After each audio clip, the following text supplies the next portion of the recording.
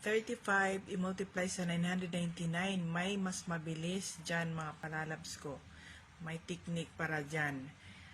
Kakaibang pagresolba nito. Ganito lang siya. Unang-una, ang gawin natin ay minus. 35 minus 1. 5 minus 1, 4. O, diba? Baba natin. 34. Ilalagay natin si 34 dito.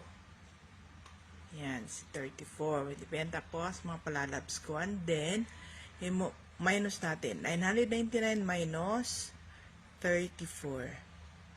Yun to, diba? Minus natin.